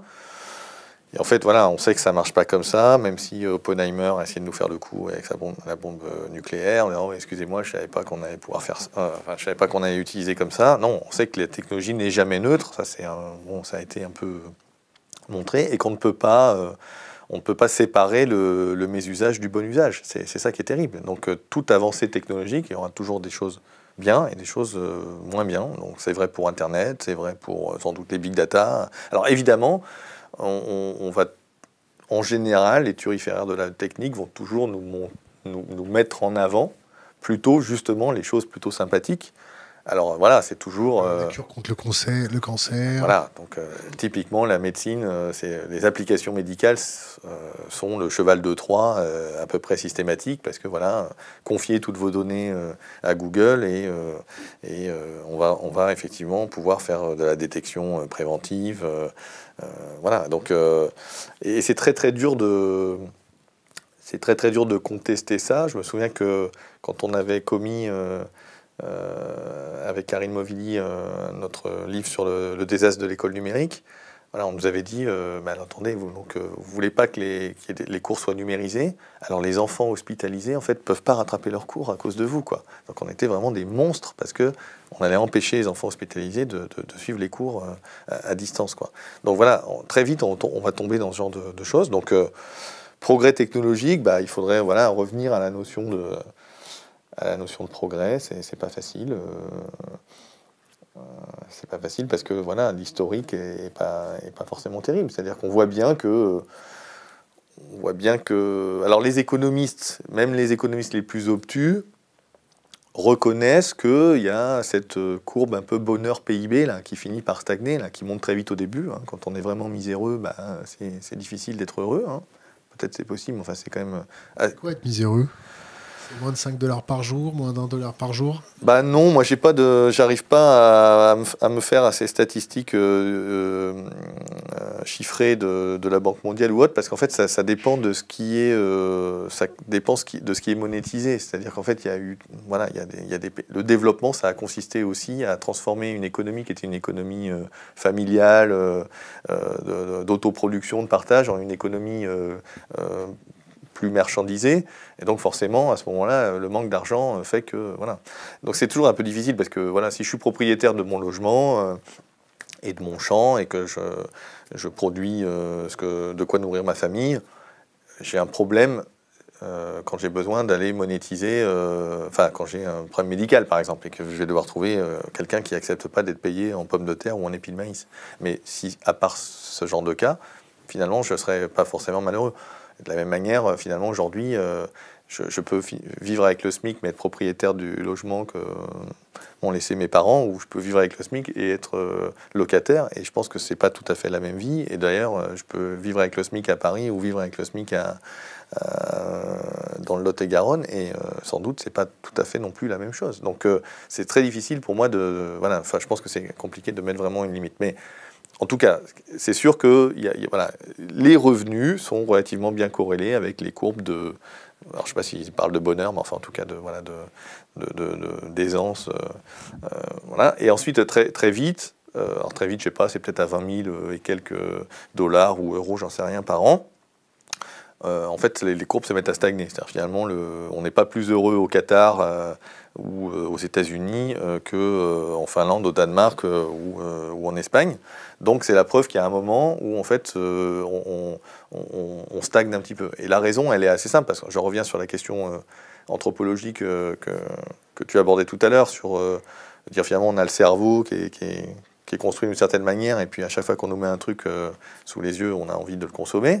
Ce qui est à peu près vrai, mais on sait que le désir, il est avant tout mimétique. On désire pas, on désire rien a priori seul. On désire ce que désirent les autres. On désire ce qu'on a vu chez les autres. Donc c'est avant tout la consommation des autres qui va construire les schémas de consommation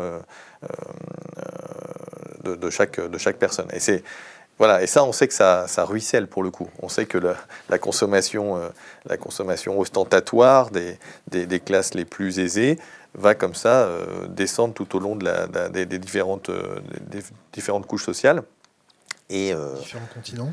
Et évidemment, tout ça, ça traverse les couches sociales et ça traverse les géographies. Mais on sait que maintenant, enfin, on ne peut plus vraiment parler de pays du Nord, pays du Sud, pays développés, pas développés, parce qu'il y a aussi ces classes moyennes émergentes où cette classe ultra mondialisée et aisée un petit peu partout.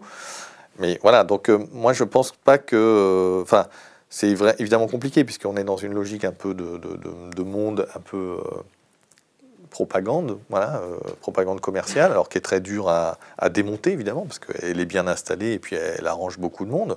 Et il y a beaucoup de gens de bonne foi, à mon avis, partout dans le système. C'est-à-dire que je pense qu'il y a plein de gens très intelligents qui seraient classés comme il faut dans le système de QI de Laurent Alexandre, qui sont, je sais pas quoi, des hauts fonctionnaires, cadres dans des entreprises, dirigeants d'entreprises et autres, qui ont envie de faire quelque chose, qui voient bien que le système, voilà, en mode tendanciel, justement, bon, la planète Trantor, bon, c'est sympa dans les bouquins de science-fiction des années 60, mais à part ça, pas forcément. Mais qui ont du mal à trouver des chemins, parce que voilà, quel PDG convaincu d'une grande entreprise pourrait décider de faire harakiri sur son chiffre d'affaires pour dire allez, on ne va plus construire que des objets durables, donc au lieu de faire des fers à repasser qui durent 2 ans, on va faire des fers à repasser qui durent 10 ans ou 20 ans. Donc chiffre d'affaires potentiellement divisé par 10. Et les premiers à le débarquer, ce gars-là, ça ne sera même pas les actionnaires, ça sera les employés, les syndicats. Les emplettes sont les emplois, donc c'est compliqué. Donc il y a des exemples.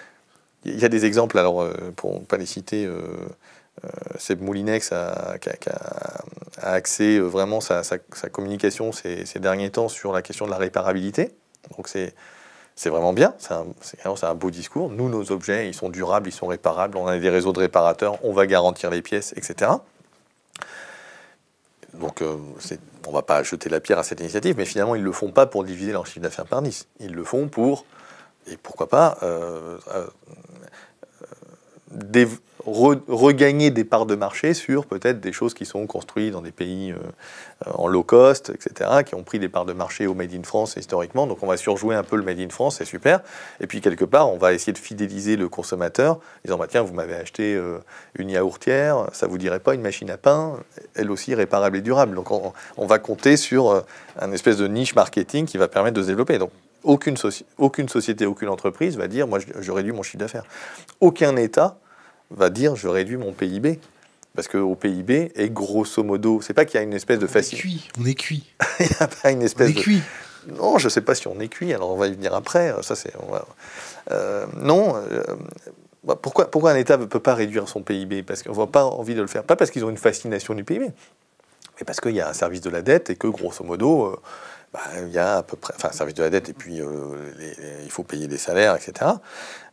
Et qu'on va pas, voilà, on sait que à peu près les rentrées d'impôts, TVA et autres, c'est à peu près corrélé au PIB. Donc si le PIB monte de 2%, c'est mieux. Bon, après, il se trouve que dans les chiffres de PIB, il y a plein de trucs un petit peu frelatés dont on pourrait rediscuter, mais qui prendraient une séance complète. Mais alors, est-ce qu'on est cuit? C'est qui on d'abord? Voilà. Donc, bon, moi, il y a une notion que j'ai beaucoup, que j'aime beaucoup, c'est qui a été inventée, quasi, je pense, enfin, me semble-t-il, par Daniel Pauly, spécialiste des ressources halieutiques, des poissons, des stocks de poissons. C'est un biologiste canadien, et qui parle de décalage de points de référence, shifting baseline. Bon, et ça, pour moi, c'est la clé de lecture majeure du monde. Enfin, j'exagère sans doute un peu, je simplifie, mais je trouve que c'est vraiment un modèle qui va être très puissant. Donc, en gros, pour faire simple, on va dire, c'est parti en fait sur la logique de dire les scientifiques devaient émettre une opinion sur quelle était la quantité admissible de pêche pour chacune des pêcheries, hein, ce qui permet ensuite d'aboutir sur des quotas de pêche, etc. Bon, pour préserver la ressource. Donc, quelle est la quantité maximum admissible chaque année qu'on peut effectivement aller prélever? Et ça dépend des stocks, ça dépend d'un certain nombre d'interactions entre espèces, etc. Bon. Et en fait, ce qu'il a montré au début, enfin, ce qu'il a un petit peu exprimé intuitivement, c'était que chaque génération de scientifiques qui arrivaient sur le marché, si je puis dire, à qui on allait demander son avis au cours de sa carrière sur est-ce que le stock de merlan, de machin, de sol est surpêché ou pas surpêché, en fait, il arrivait dans la carrière avec une référence, un point de référence qui était le moment où il était arrivé dans sa carrière. Et il allait ensuite dérouler toute sa carrière sur la base de ce point de référence qu'il avait, lui, connu en arrivant, en démarrant. Et que ce point de référence, c'était pas le même que la génération précédente ou que la génération suivante.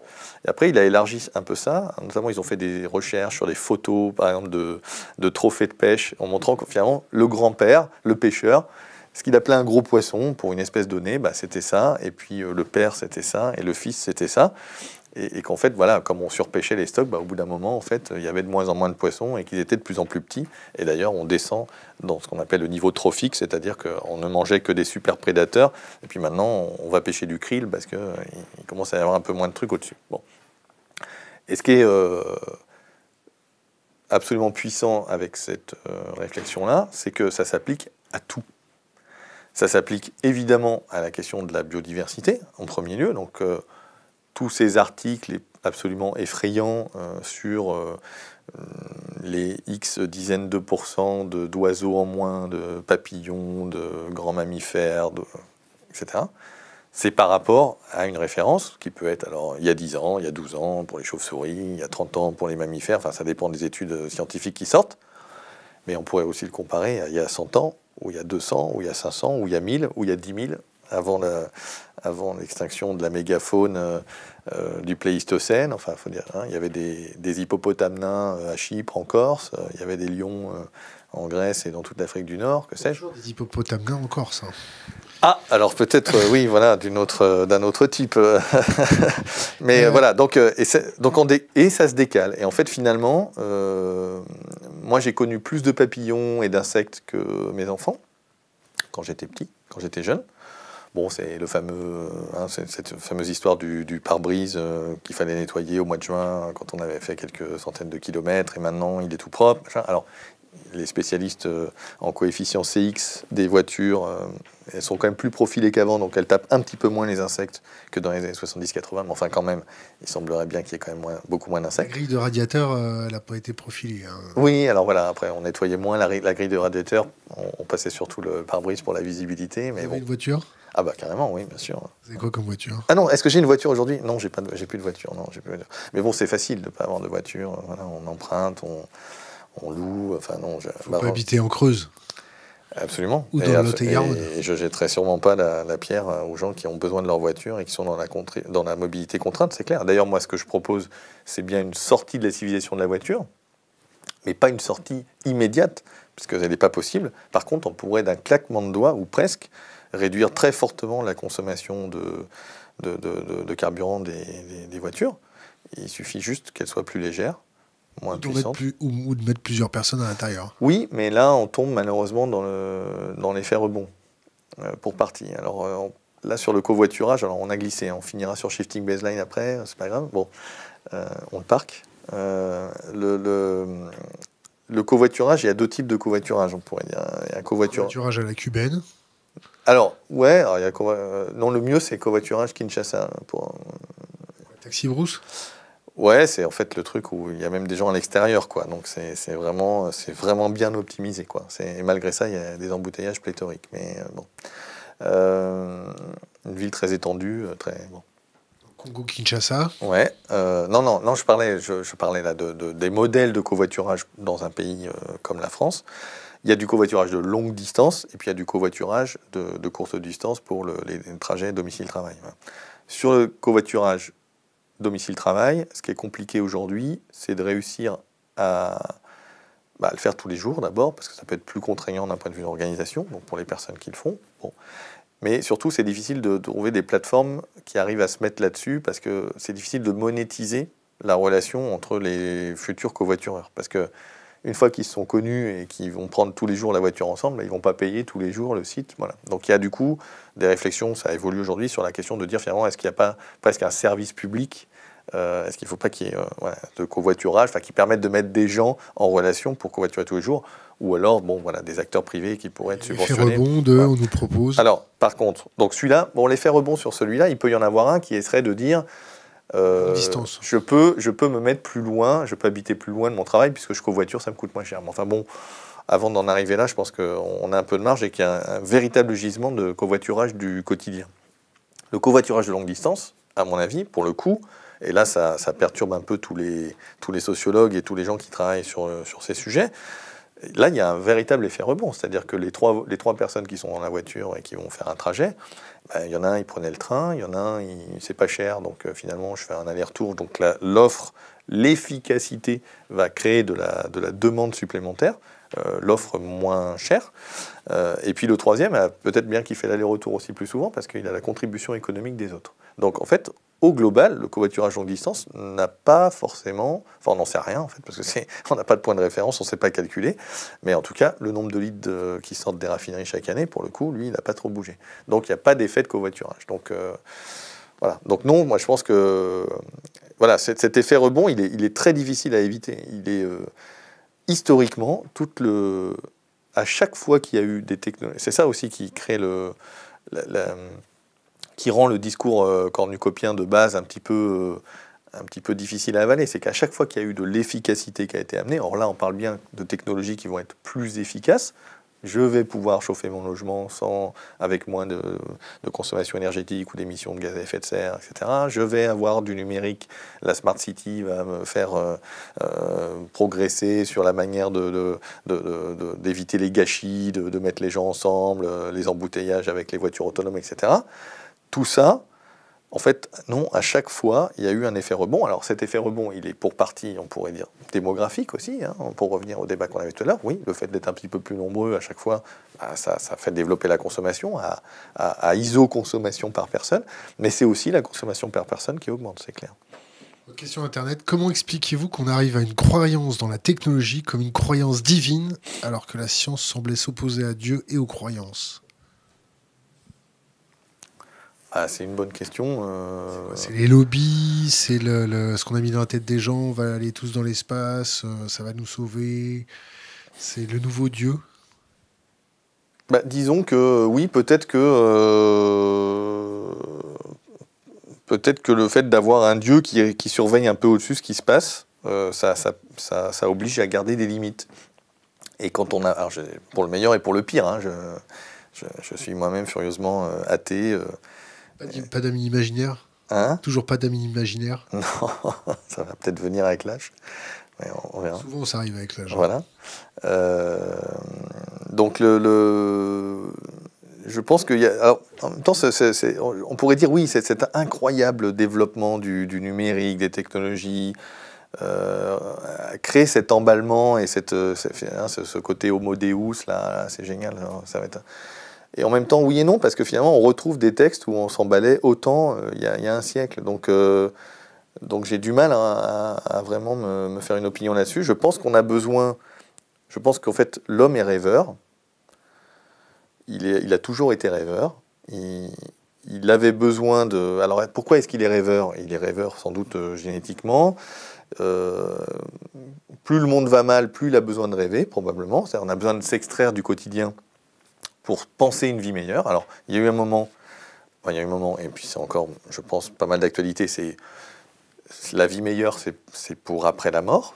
Donc, ça, c'est la religion.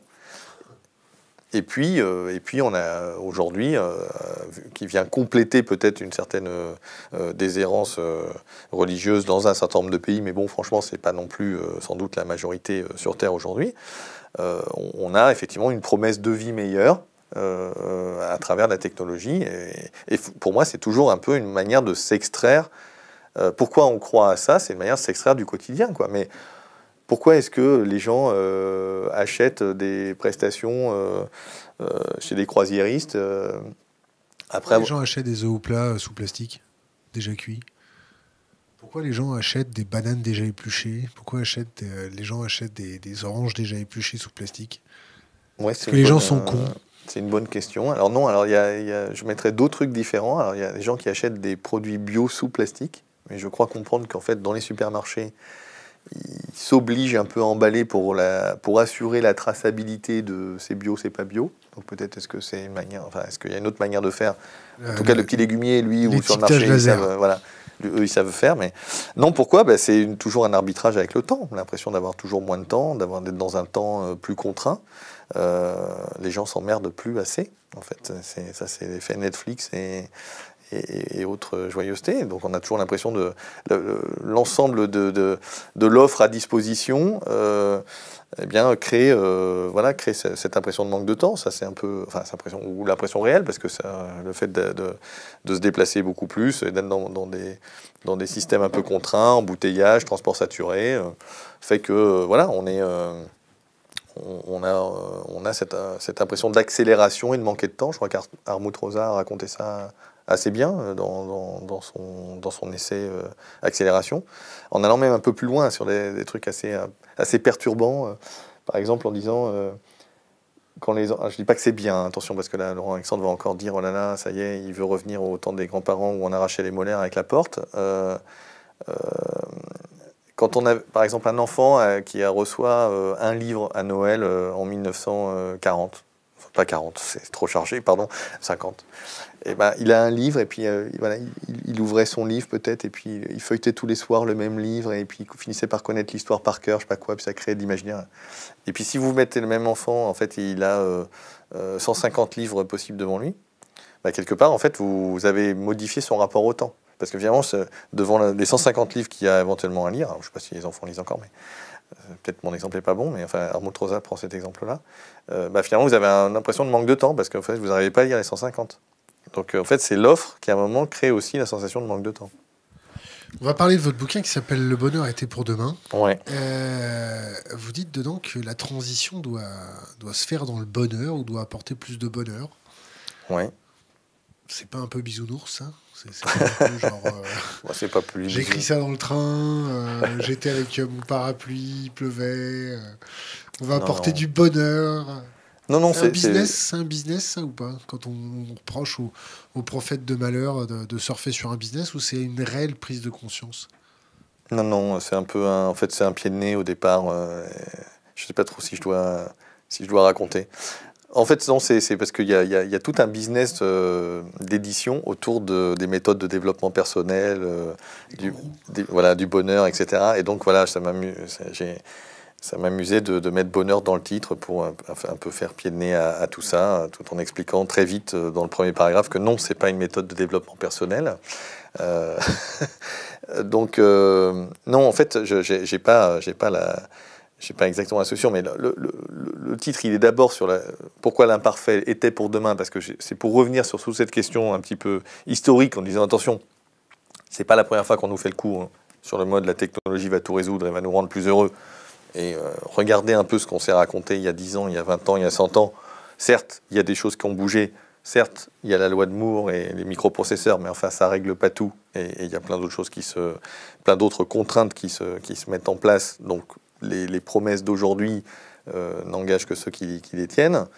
Voilà, ça c'est pour le côté imparfait. Et ensuite, effectivement, on peut rajouter « et si le bonheur était pour demain ?» Là, qu'est-ce que ça veut dire? Je reviens sur la question des shifting baselines. C'est-à-dire que moi, je suis terrorisé par le fait qu'il y ait beaucoup moins de papillons. Mais mon fils, peut-être pas tant que ça. Et mon petit-fils, s'il y en a un, il le sera sans doute encore moins. C'est malheureusement le décalage des points de référence. Et ça se décale dans tous les sens, sur tous les domaines. Ça se décale sur la morale, sur les valeurs de la société. Enfin, voilà, donc il y a une... On a finalement, sur le confort, hein, aujourd'hui, voilà, on chauffe les logements plus que dans les années 70 sûrement. Si on regarde la consommation par personne, même avec des voitures qui étaient vraiment pourries, qui n'étaient pas optimisées comme aujourd'hui, avec des logements qui étaient des passoires énergétiques, etc., on consommait 3 ou 4 fois moins d'énergie dans les années 60 en France qu'aujourd'hui. Donc donc cet effet rebond n'a pas forcément que créer du bonheur, parce qu'effectivement, dans les années 60 et 70, les gens n'étaient pas forcément en moyenne si malheureux que ça, sans doute. Enfin, en tout cas, ça n'a pas laissé dans l'imaginaire collectif un moment c'était pas des décennies particulièrement liberticides, me semble-t-il. Enfin, en tout cas, voilà. Donc, on est ce décalage des points de référence qui nous a fait accepter aussi des choses plus difficiles. Alors, l'effondrement de la biodiversité, on pourrait dire peut-être touche peu d'entre nous, peut-être, j'en sais rien. Mais il y a d'autres choses qui sont plus difficiles. Il y a plus d'embouteillages, les transports sont plus saturés, il y a plus de difficultés peut-être à se loger, à acquérir son logement. Hein, à manger correctement. À manger correctement, sans doute, parce qu'effectivement, ça devient un sport de combat, sans doute pour trouver ce qu'il faut et pour trouver le temps pour préparer soi-même, etc. Donc il y a un vrai sujet là-dessus.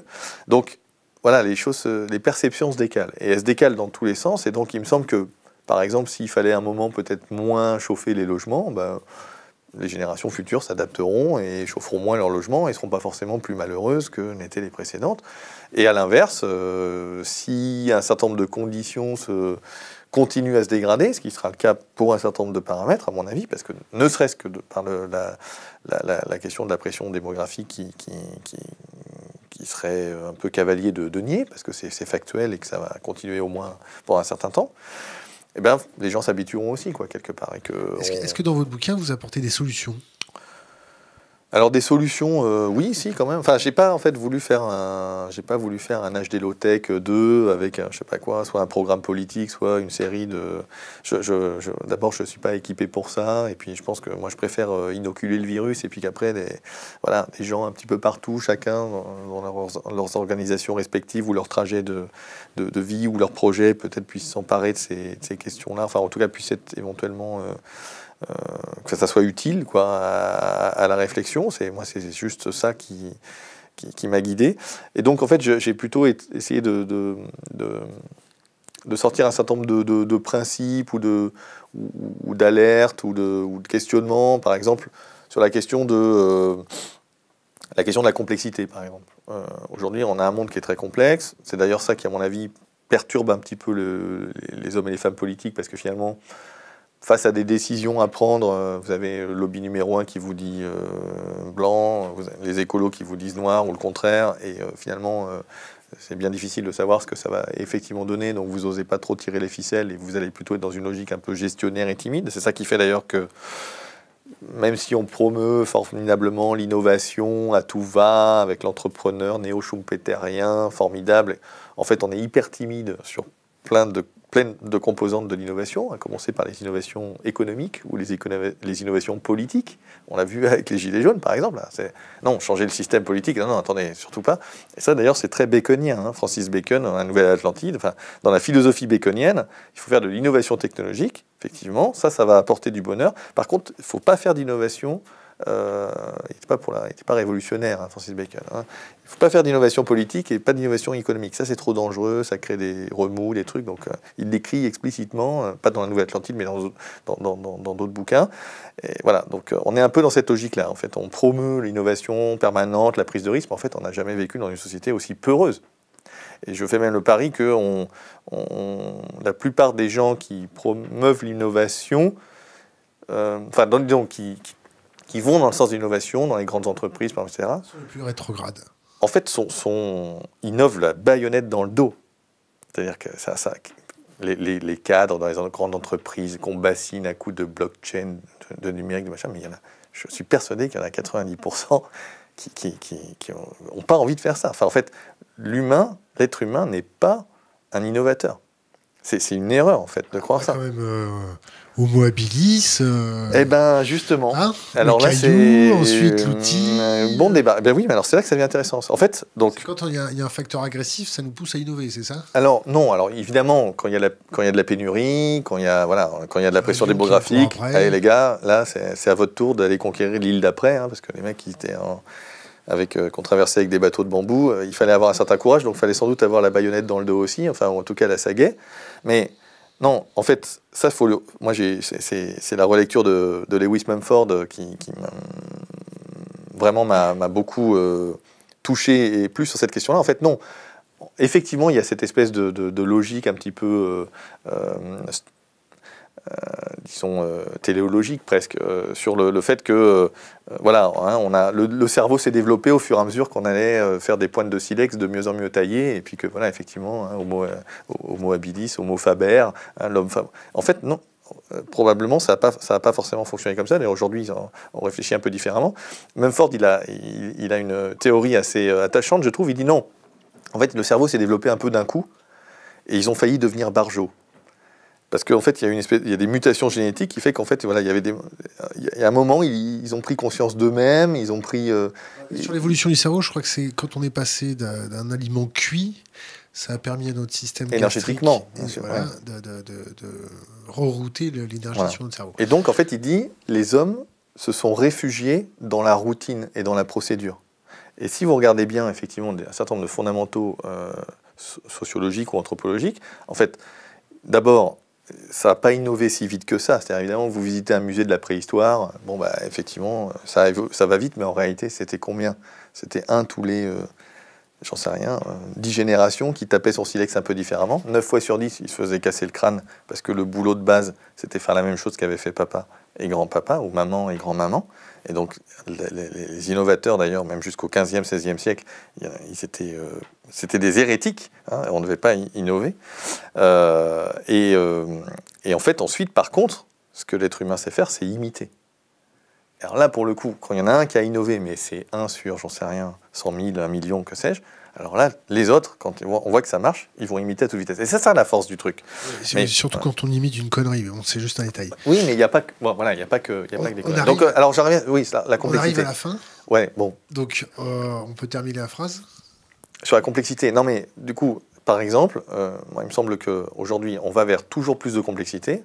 On essaye de régler les problèmes avec de la complexité. La Smart City, c'est ça. Mais en fait, du coup, on va créer des effets systémiques. Alors, la Smart City, il paraît que ça serait 200 gigaoctets de données qui seraient produites par jour et par habitant de la Smart City. Ça dépend ce qu'on met dans cette Smart City. Et voilà. 200 gigaoctets, ça veut dire qu'en 20 jours, en fait, on double. Tous les 20 jours, c'est la quantité qui est aujourd'hui stockée sur le cloud par humain, hein, 4000 gigaoctets. Bon. Donc ça va très vite, et après il faut trouver les data centers pour les construire, et puis bon. Donc il y a ces effets un peu déportés. Et donc il me semble que on a il y a des choses où il faut aller vers la simplification, vers la résilience. C'est-à-dire que la Smart City du futur, du milieu du 21e siècle, qui est basée sur des entreprises californiennes qui ont leur data center en Islande ou en Finlande, des capteurs qui sont fabriqués en Asie du Sud-Est avec des matières premières issues de 50 pays différents, dont 25 sont instables géopolitiquement.